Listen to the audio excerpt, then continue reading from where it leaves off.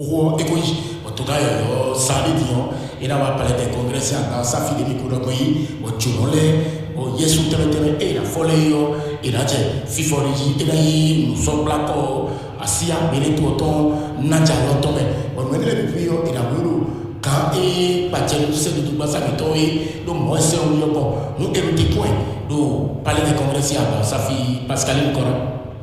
Oui, cher Cora, je vous assure, vous allez commenter, regardez très bien cette image, gardez-la en mémoire, surtout n'oubliez pas, merci de le rappeler aux téléspectateurs qui nous suivent en Matamou. En fond, ça a déjà été officiel, Roméa Wadaï descend des marches, il vient effectivement, le moment, le temps suspendu à son arrivée ici, eh bien, ce temps ne va plus durer, il s'apprête à venir vers nous, les pas assurés, pour monter à bord du véhicule de fonction, qui est aussi l'une des incarnations de sa fonction présidentielle, pour le rejoindre ici, où l'attendent les différentes institutions, au fronton desquelles la Cour constitutionnelle, devant laquelle, de façon solennelle, et son président premier, il va être investi après sa prestation de serment. Il va prêter serment devant le peuple, devant les mains des ancêtres, devant Dieu,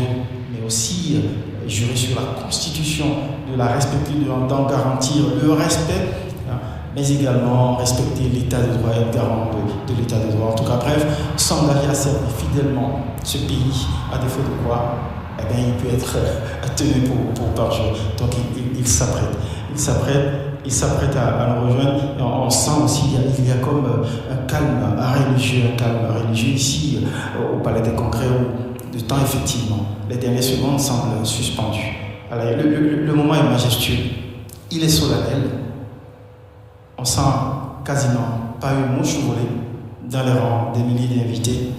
C'est dire la gravité du moment où Roméa Wadaï va franchir l'itinéraire qui sépare la marina avec cette belle image, cette vue imprenable sur le front de mer, où on montre les institutions qui ont les constructions, les belles bâtisses qui montrent la transfiguration d'un pays en pleine transformation sous le magistère et qu'il a accepté en prenant les rênes des mains de Patrice Talon après son élection plébiscitaire le 12 avril dernier, de pousser encore plus loin les limites des performances réalisées pendant 10 ans.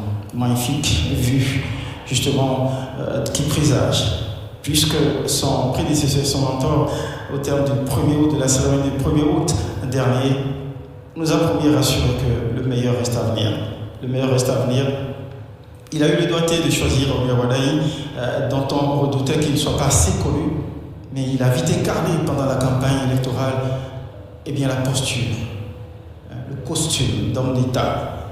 Et il a pu convaincre les citoyens électeurs pour avoir un vote inédit, quasi inédit, publicité à travers le pays, dont l'enthousiasme continue de vivre jusqu'aujourd'hui. Au cours de cette cérémonie où des citoyens se sont regroupés un peu partout à travers le pays, le territoire national, et dont on recevra des témoignages dans un instant pour partager leurs espérances, mais aussi hors du territoire, à l'étranger, de la diaspora. On les a entendus qui ont exprimé leur fierté, leurs espérances et leur espoir sur ce moment, au bout de ce moment où un mandat naît, où Roméa Wadaï va entrer pleinement dans sa fonction présidentielle et prendre les troupes et les actes. Roméa Wadaï, on va avancer ici vers le théâtre de son investiture est vivement applaudi. Déjà sur les abords de la marina, ce magnifique boulevard qui a été aussi transformé.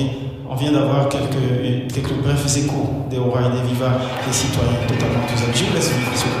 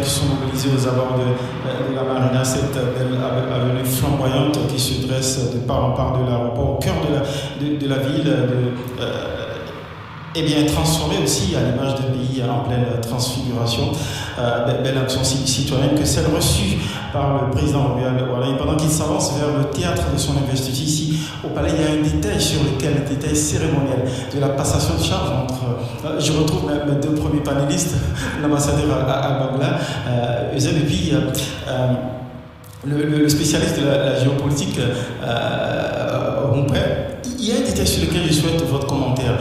Il y a eu un moment de complicité, mais un moment d'humilité où le président Patrice Talon est allé à la rencontre pour officier la passation sans cravate. Il a tombé la cravate dans un dépouillement. Comment vous analysez ce moment, cette posture?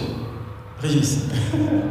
Là-dessus, le président de la République prend acte, le président Talon prend acte, je dirais, de la totale personnification du pouvoir à travers la personne donc, de Romuald Wardani. Désormais, le président de la République du Bénin, c'est le président Wardani. Je dirais ça dans les formes, mais parce que on le sait tous depuis quelques temps, le président élu, dans quelques instants, tu deviendras le président constitutionnel. Absolument. Mais le président Talon, je dirais, dans sa posture, il y a comme une sorte d'allégeance faite justement à son successeur. Et puis totalement, vous rappelez le caractère décontracté. Absolument. C'est pour dire que quelque part les choses se passent en famille et en concorde. Donc c'est pour ça que la posture donc, du président Talon, elle dénote une chose simple, c'est que la passation de pouvoir, la transition vers laquelle nous tendons, elle se passe de la façon la plus paisible. Donc c'est pour ça qu'on a vu un air non compassé, la forme n'est pas assez grave, mais on vit quand même un moment de solennité.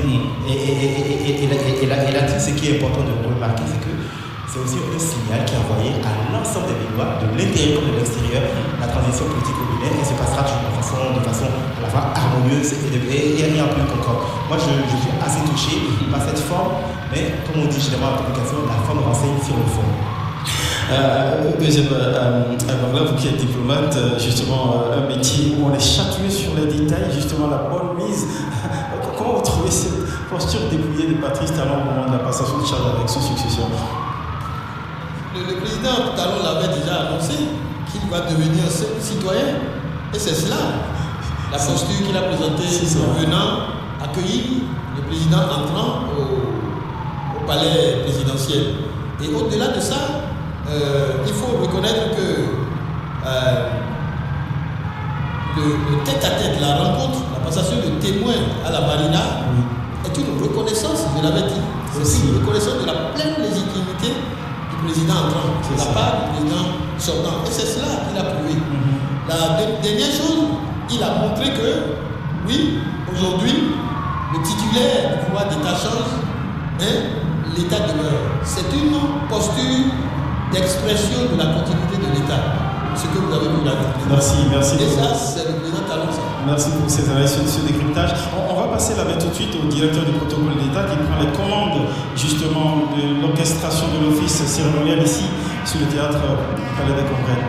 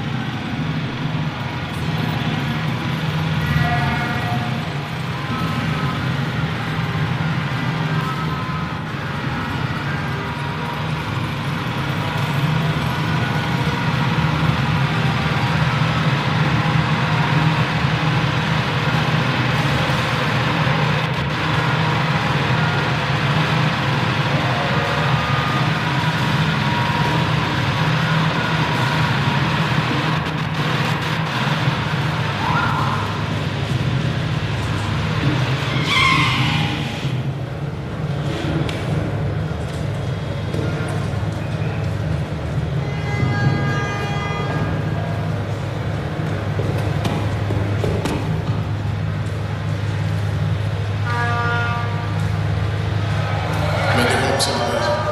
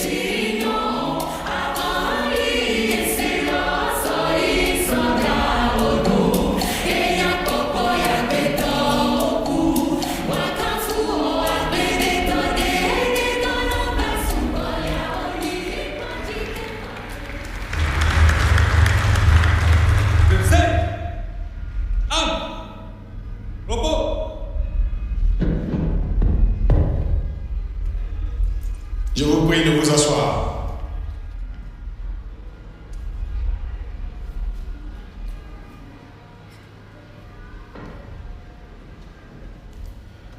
Monsieur le Président de la République élu, Madame Nathalie Villette-Ouadani, épouse du Président de la République élu, Madame la Vice-Présidente de la République réélue, Monsieur le Président de l'Assemblée nationale, Monsieur le Président de la Cour constitutionnelle, Monsieur le Président, Madame la Présidente de la Cour des comptes, Mesdames et Messieurs, les présidents des institutions de la République, Mesdames et Messieurs, les anciens présidents des institutions de la République, très éminentes personnalités, députés à l'Assemblée nationale, membres de la Cour des comptes, membres de la Cour suprême, Messieurs les ministres d'État, Mesdames et Messieurs les membres du gouvernement, Excellences, Mesdames et Messieurs les chefs de délégations étrangères, vice-président de la République, Premier ministre, vice-premier ministre, ministres, envoyés spéciaux et représentants personnels de souverains étrangers, Monsieur le général de corps d'armée, chef d'état-major général des forces armées béninoises, Monsieur le général d'armée aérienne, directeur du cabinet militaire du président de la République, Messieurs les officiers généraux et officiers supérieurs, membres du haut commandement des forces de défense et de sécurité, Mesdames et Messieurs les invités spéciaux du président de la République élu, Excellences, Monsieur l'ambassadeur de Sa Majesté, le roi du Maroc, doyen du corps diplomatique, Excellences, Mesdames et Messieurs, les chefs de mission diplomatique, de postes consulaires et représentants des organisations internationales accréditées au Bénin, Mesdames et Messieurs, les hauts fonctionnaires de la République, éminentes personnalités, chefs de partis politiques, universitaires, responsables de divers ordres professionnels et religieux, chefs d'entreprise, majestés, têtes couronnées, rois, sages et notables, distingués invités en vos titres et grades respectifs, Mesdames, Messieurs, le dimanche 12 avril 2026, comme à son habitude dans la longue tradition d'alternance depuis 1991, dont seul il a le secret, le peuple béninois a exercé encore une fois, en toute responsabilité, en toute liberté et en toute quiétude, son droit le plus absolu, à savoir le choix de la personne destinée à conduire la nation béninoise durant les 7 années à venir. Dans le strict respect de la loi fondamentale se tient la cérémonie d'investiture de l'heureux élu à la magistrature suprême, ainsi que le prononcera dans un instant la Cour constitutionnelle en son audience solennelle spéciale de ce jour, dimanche 24 mai 2026. La solennité de ce moment, qui marque le début du mandat du président de la République élu, sera ordonnée en 5 chapitres ainsi qu'il suit. Premier chapitre, audience solennelle spéciale de la Cour constitutionnelle. Deuxième chapitre, remise du grand collier au grand maître des ordres nationaux. Troisième chapitre, remise du drapeau au chef d'état-major général des forces armées béninoises. Quatrième chapitre, discours officiel de Monsieur le Président de la République. Cinquième chapitre, enfin, départ de Monsieur le Président de la République après les civilités qui lui seront rendues, dans un ordre qui vous sera déterminé en temps opportun. Très distingués invités, Mesdames et Messieurs, annonçons le premier chapitre de la présente manifestation en invitant la Cour constitutionnelle à se mettre en place. À l'annonce de l'entrée de la dite Cour par le greffier de la Cour, vous êtes priés, dans un élan républicain, de vous lever pour saluer la haute institution. Merci.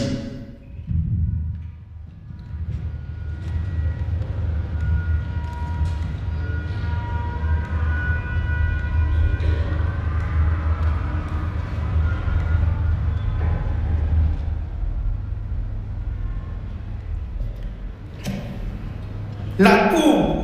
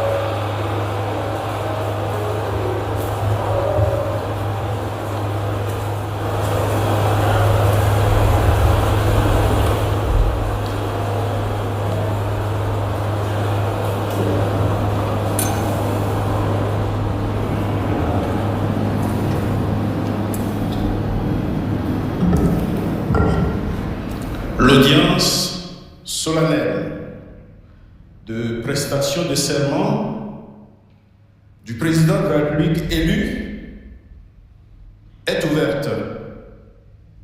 Monsieur le président de la République élu, mesdames et messieurs, veuillez vous asseoir.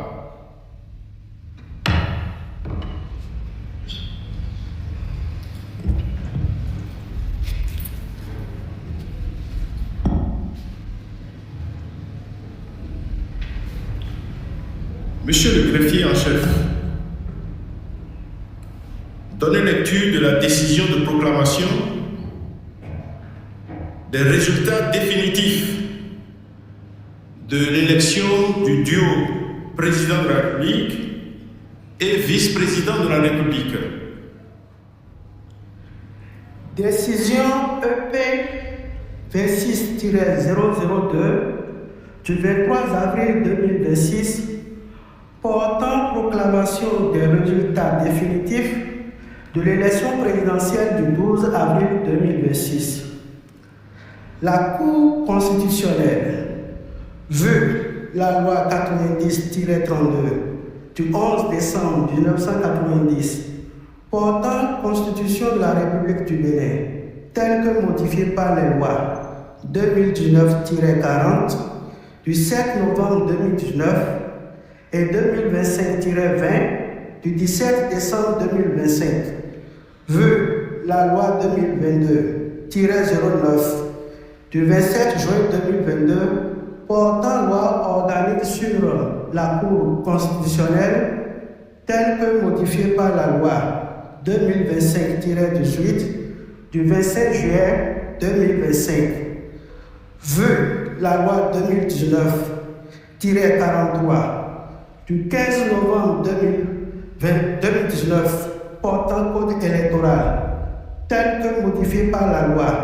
2024-13 du 15 mars 2024, vu le règlement intérieur de la Cour constitutionnelle, vu la décision EP 26-001 du 16 avril 2026 portant proclamation des résultats provisoires de l'élection présidentielle du 12 avril 2026. Ensemble, les pièces du dossier, après en avoir délibéré. Considérant qu'au terme des dispositions de l'article 49 nouveau de la Constitution, je cite, la Cour constitutionnelle veille à la régularité du scrutin et en constate les résultats. L'élection du duo président de la République et vice-président de la République fait l'objet d'une proclamation provisoire. Si aucune contestation relative à la régularité des opérations électorales n'a été déposée au greffe de la Cour constitutionnelle par l'un des candidats dans les 5 jours de la proclamation provisoire, la Cour constitutionnelle déclare le duo président de la République et vice-président de la République définitivement élu.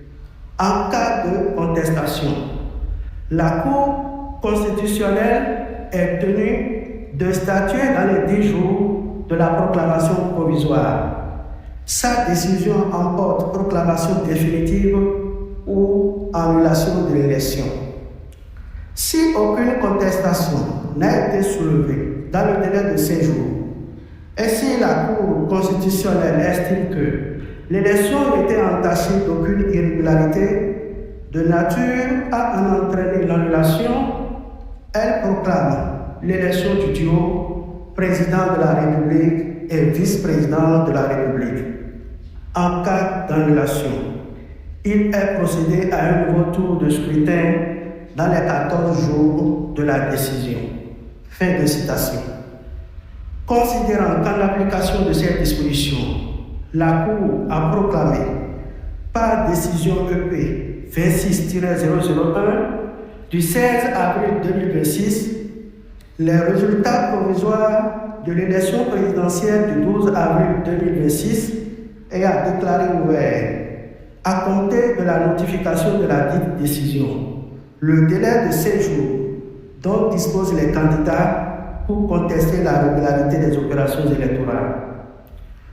Considérant qu'aucune contestation relative à la régularité des dites opérations n'a été déposée au greffe de la Cour par les candidats, dans le délai de 5 jours de la notification de la décision de proclamation des résultats provisoires, considérant que de plus, la Cour n'a relevé d'office aucune irrégularité de nature à entraîner l'annulation des opérations électorales, qu'il y a lieu de déclarer le duo Kossi Mweke Romia Douadaï et Mariam Chabi Talata définitivement élus, respectivement président de la République et vice-présidente de la République.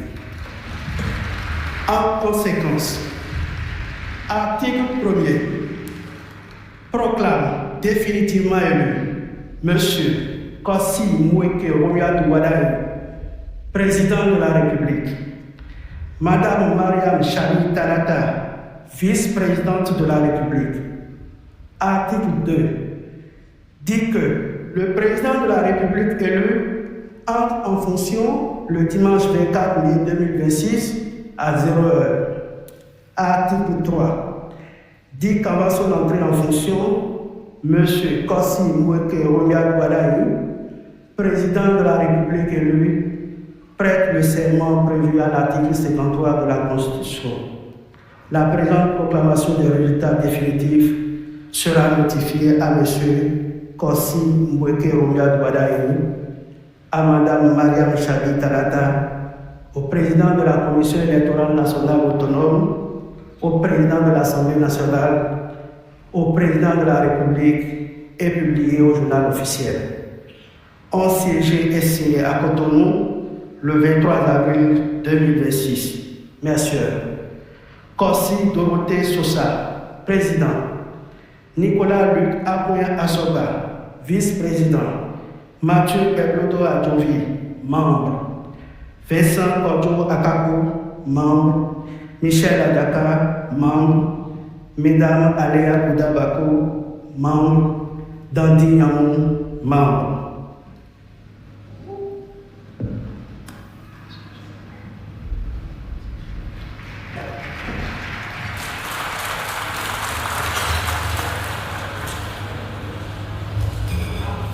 Nous invitons à présent M. Kossi Mweke Romia Douadaï, président de la République élu, à prendre place pour la prestation du serment prévu à l'article 53 de la Constitution.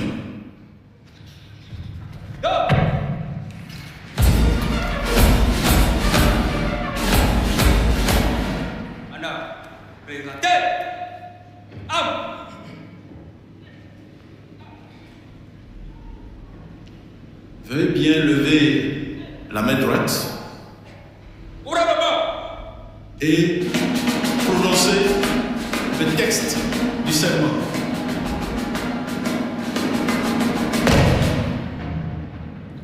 Devant Dieu, les frères des ancêtres, la nation et devant le peuple béninois, seul détenteur de la souveraineté. Nous, Kossi Mweke Romia Douadaï, président de la République élu conformément aux lois de la République, jurons solennellement de respecter et de défendre la Constitution que le peuple béninois s'est librement donnée, de remplir loyalement les fonctions que la nation nous a confiées, de ne nous laisser guider que par l'intérêt général et le respect des droits de la personne humaine, de consacrer force à la recherche et à la promotion du peuple, de la paix et de l'unité nationale, de préserver l'intégrité du territoire national, de nous conduire partout en fidèles et loyaux serviteurs du peuple. En cas de parjure, que nous puissions les rigueurs de la loi.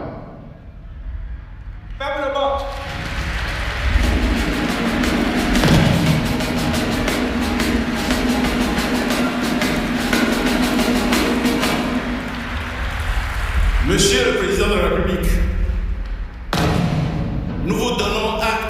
votre serment et vous renvoyons à l'exercice de vos fonctions. Nous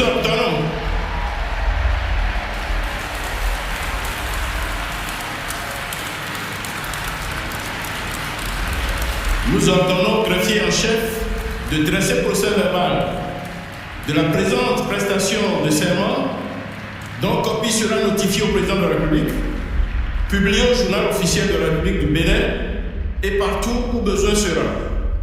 Monsieur le président de la République, nous vous adressons au nom des membres de la Cour constitutionnelle et en notre nom personnel nos chaleureuses félicitations et nos vœux de plein succès. L'audience solennelle de prestation de serment du président de la République vient ainsi de s'achever. Nous invitons Monsieur le directeur général du protocole d'État et des conférences de reprendre la direction de la cérémonie d'investiture du président de la République.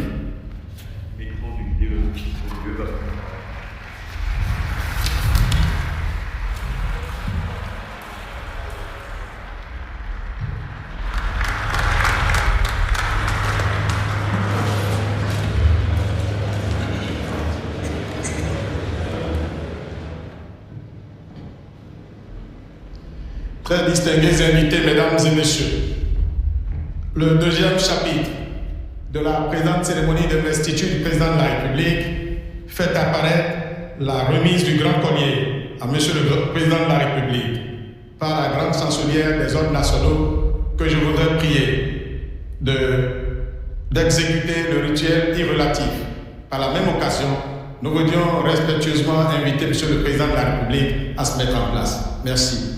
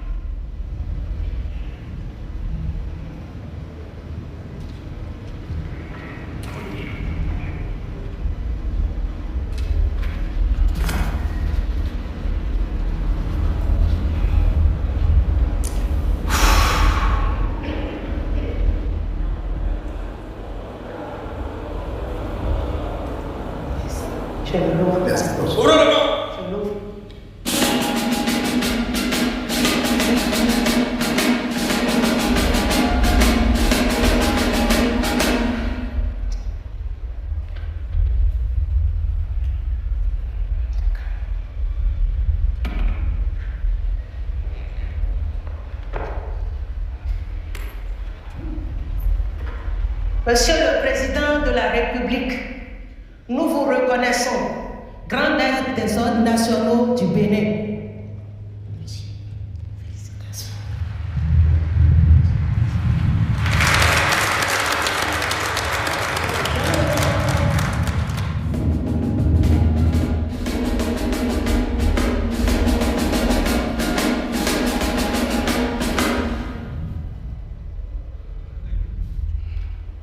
Je vous prie de raccompagner Madame la vice-présidente de la République.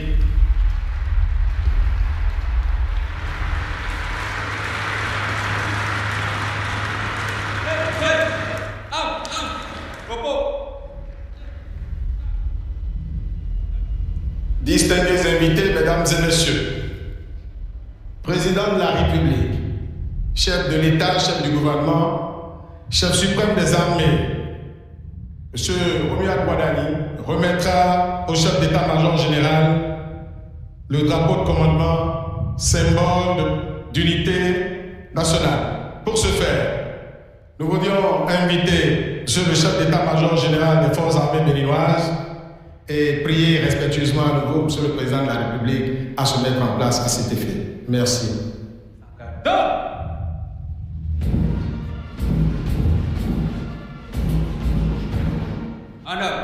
Présenté.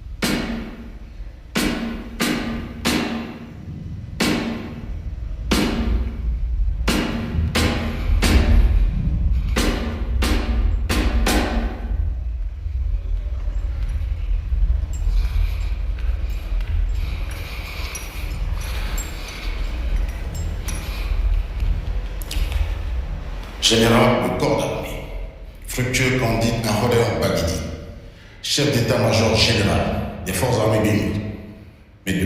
Mes respects, Monsieur le Président de la République.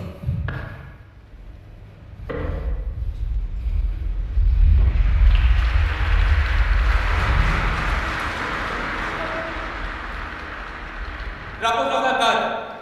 Cahier votre emplacement.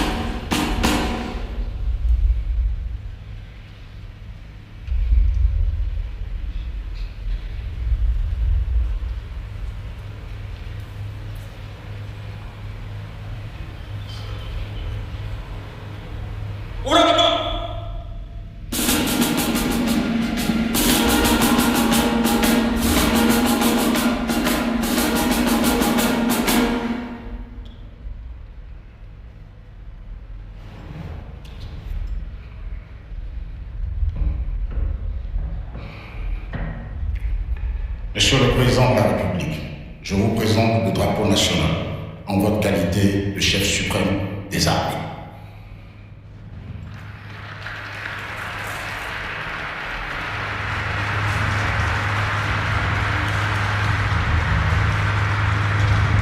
Monsieur le chef d'état-major général des forces armées béninoises, je vous renvoie à vos fonctions.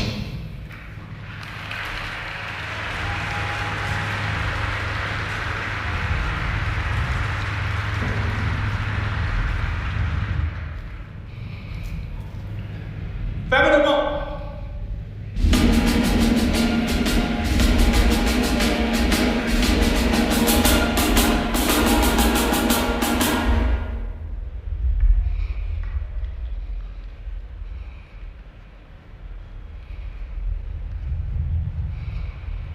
Drapeau.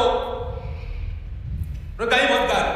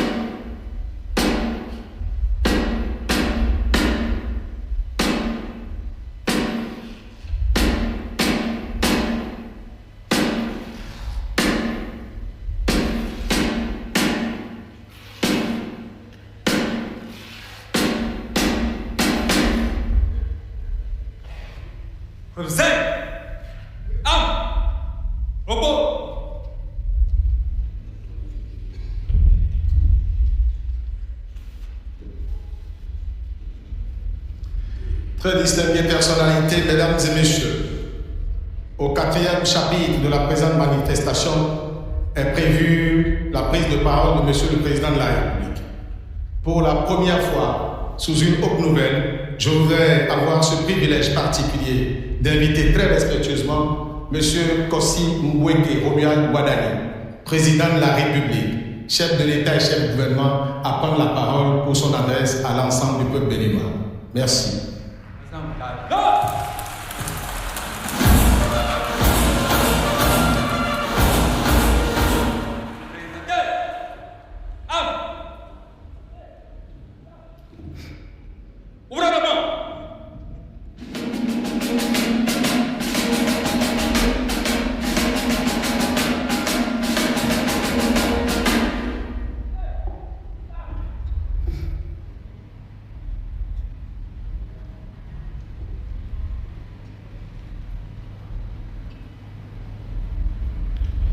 Monsieur le Président de l'Assemblée nationale, Monsieur le Président de la Cour constitutionnelle, Mesdames et Messieurs les membres des institutions de la République,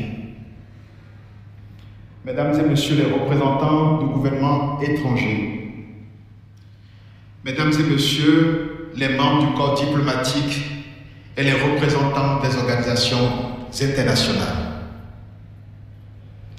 chers invités, mes chers compatriotes, en cet instant où le peuple béninois me confie la charge suprême de conduire notre nation, j'éprouve un sentiment profond de reconnaissance et de gravité.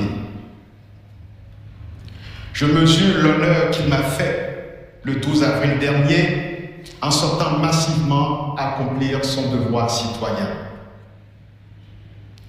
Je mesure surtout la responsabilité qui en découle. Car il est dans la vie d'une nation des moments où une élection dépasse le choix d'un homme pour devenir le choix d'une direction, le choix d'une méthode et le choix d'une ambition partagée. Mes chers compatriotes, au cours des 10 dernières années, le Bénin s'est profondément transformé. Les Béninois ont renoué avec le sentiment de fierté et notre pays a retrouvé le chemin du développement. Ce parcours a exigé des efforts et de la discipline. Il a imposé des sacrifices qui ont permis à notre nation de retrouver quelque chose d'essentiel, la confiance en elle-même. C'est la preuve que notre pays pouvait se réformer sans s'effondrer, que la rigueur pouvait coexister avec la justice sociale, que les institutions pouvaient être mises debout sans perdre l'âme du peuple qui les habitait. Je veux donc ici rendre hommage au président Patrice Talon qui, avec détermination, avec le courage des décisions difficiles, la constance des bâtisseurs et la capacité rare à penser le Bénin dans le temps long, a rendu cette renaissance possible.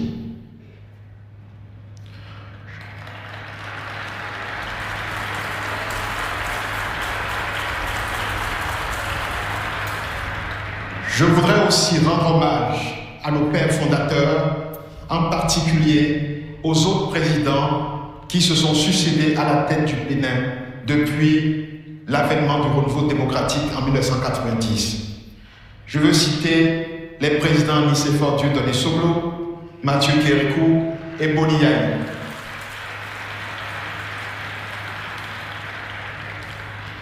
À leur suite à tous, je veux être le continuateur de la tradition de paix qu'ils ont instaurée au fil du temps et qui nous permet, malgré nos incompréhensions ponctuelles, de faire front pour relever le défi du développement.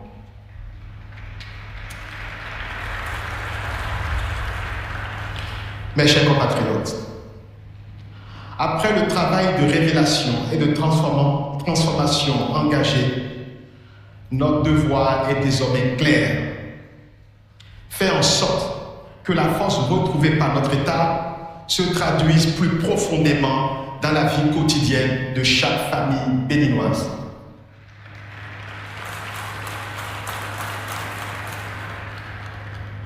Notre économie a progressé, c'est une réalité. Mais nous savons tous qu'une croissance nationale n'a de sens que lorsqu'elle devient visible dans la vie ordinaire des populations. Lorsqu'un jeune trouve une opportunité dans son milieu de vie habituel. Oui, la croissance est encore plus perceptible lorsqu'une mère peut faire soigner son enfant sans craindre le coût des soins.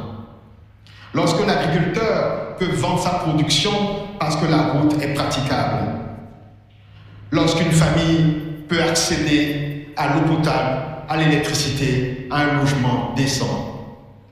C'est dire, le développement du Bénin doit se vivre dans chaque composante de la cité et dans chaque territoire de la République. Aux jeunes du Bénin, qui refusent les fatalités anciennes et veulent réussir ici chez eux par leur travail, je veux dire ceci.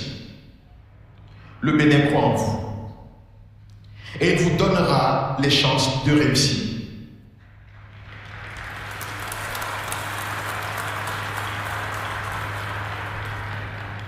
Aux femmes du Bénin, qui portent silencieusement une part immense de notre économie et avancent toujours avec courage et dignité, je veux dire ceci.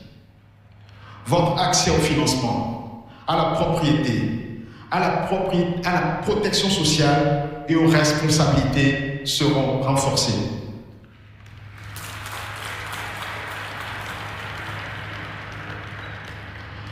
Aux agriculteurs du Bénin, dont l'abnégation au travail se doit d'être davantage reconnue, je veux dire ceci.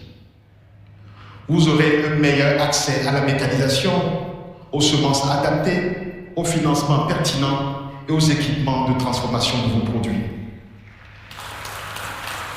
Nous construirons une protection sociale agricole parce qu'une nation qui respecte celles et ceux qui la nourrissent est une nation qui se respecte elle-même.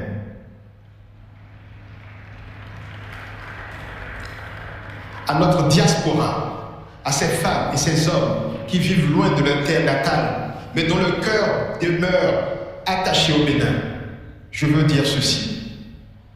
Le pays que nous bâtissons est aussi le vôtre. Et à celles et ceux que l'histoire a éloignés de cette terre il y a des siècles, fils et filles d'Afrique dispersés par la traite, je veux dire ceci. Le Bénin sera toujours là, maison de retour. Notre porte demeure ouverte et notre mémoire fidèle.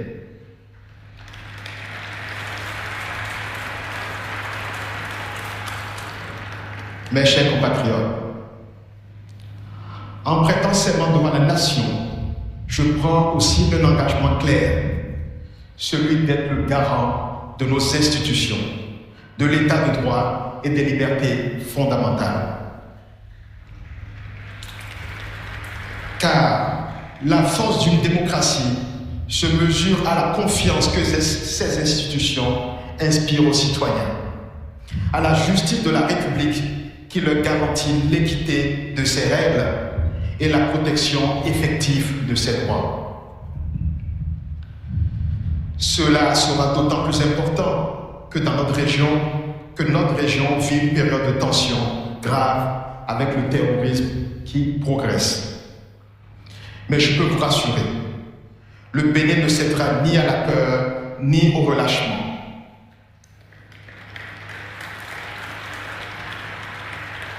L'État sera ferme face à tout ce qui menace notre cohésion et notre sécurité. Nous continuerons d'investir dans nos forces de défense et sécurité. Et surtout, nous allons également construire la sécurité par la poursuite du développement des services sociaux de base, l'offre d'opportunités économiques locales et le maintien de la présence effective de l'État partout sur le territoire. Il en sera ainsi, car notre sécurité est notre unité, et notre unité est notre force. Mes chers compatriotes, avec nos pays voisins, nous mettrons un accent particulier sur l'approfondissement de la coopération régionale. Le Bénin continuera d'agir pour la stabilité, le dialogue et le respect. À nos pays frères d'Afrique et d'abord à nos voisins de la sous-région, dont je veux saluer ici la présence à nos côtés, tant elle nous réjouit. Je veux renouveler le message de fraternité du peuple béninois. Ma conviction est que, dans une sous-région confrontée au péril terroriste, nous sommes condamnés à travailler ensemble. Je veux donc réitérer la disponibilité du Bénin à agir de concert avec eux pour venir à bout de ce fléau. Je veux leur dire ma conviction qu'ensemble avec eux, nous pouvons bâtir une Afrique puissante en faisant nos propres choix d'orientation. Nos propres choix d'orientation stratégique et surtout en veillant à leurs bonnes exécutions. À nos partenaires internationaux, ceux qui nous soutiennent dans cette démarche, je veux dire que le Bénin demeurera fidèle à ses engagements et attaché à des partenariats fondés sur le respect mutuel, la confiance et l'intérêt partagé. Le Bénin restera ouvert au monde sans jamais s'éloigner de lui-même.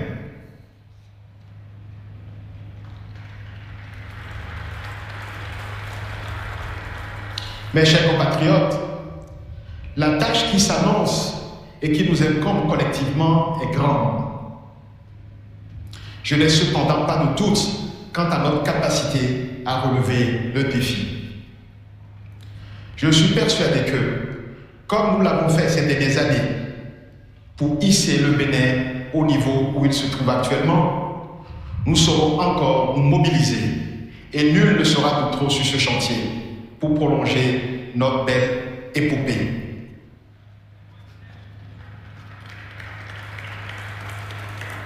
Je connais les attentes immenses qui accompagnent ce mandat. Je connais aussi les impatiences et parfois les inquiétudes de certains d'entre vous. Je veux prendre devant la nation un engagement simple. Je servirai le Bénin avec intégrité, avec courage et avec constance.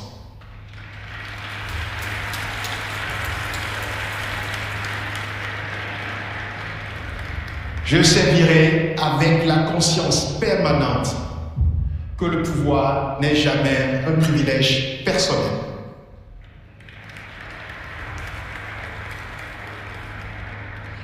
Que le pouvoir est une responsabilité devant le peuple et devant l'histoire.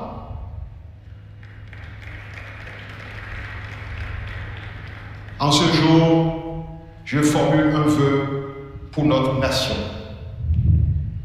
Que le Bénin demeure libre. Que le Bénin se tienne debout, toujours plus haut.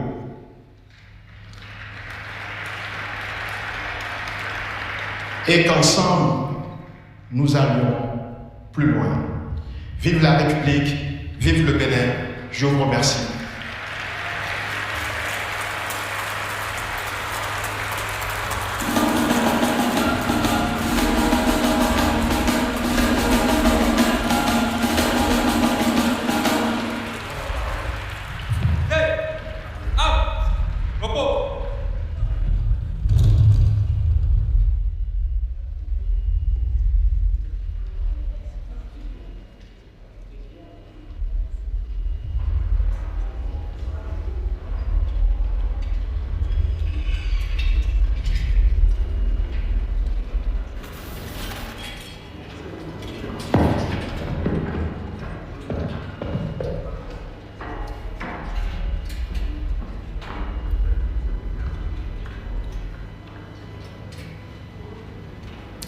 Distingués invités, mesdames et messieurs, nous arrivons ainsi au terme de la présente cérémonie d'investiture du président de la République, que le protocole d'État vous remercie d'avoir rehaussé de votre active présence.